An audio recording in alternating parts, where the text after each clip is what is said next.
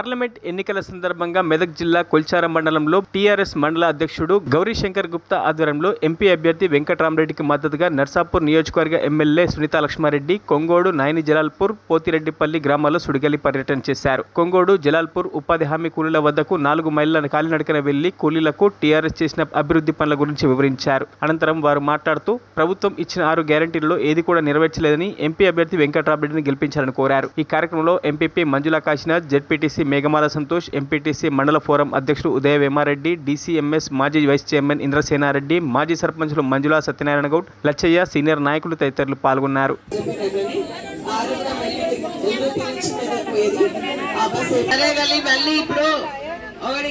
ఇప్పుడు ఎన్నికలలో మనం ఎన్ని మాట్లాడినా ఎన్ని చెప్పినా ఏమనుకుంటారంటే ఓట్ల కోసమే చెప్పిందంటారు.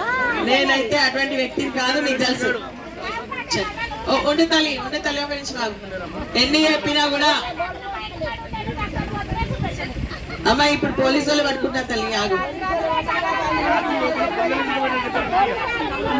స్టే తీసుకొచ్చింది నేను.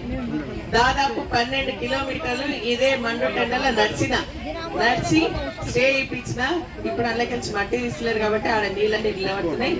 మొన్న కూడా కొంగోడుకి సంబంధించి మా వాగు పక్కన చుట్టుపక్కల పంటలు ఎండిపోతుంటే అసెంబ్లీలో మాట్లాడి మా రైతులు పంటలు ఎండిపోతున్నాయి, ఖచ్చితంగా నీళ్ళు వదలాలి అంటే నీళ్ళు వదులుతూనే మన ఇటువంటి పంటలన్నీ పండినాయి. లేకపోతే వేరే దిక్కు ఎండినాయి, మన దిక్కు మాత్రం పండినా తప్ప కూడా నీకున్నా లేకున్నా వేరే వాళ్ళకి లేవా తల్లి.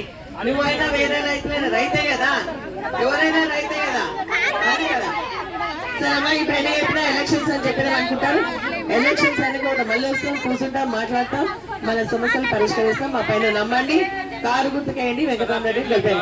జై తెలంగాణ, జై తెలంగాణ. మరిన్ని అప్డేట్స్ కోసం మా ఛానల్ ని సబ్స్క్రైబ్ చేయండి.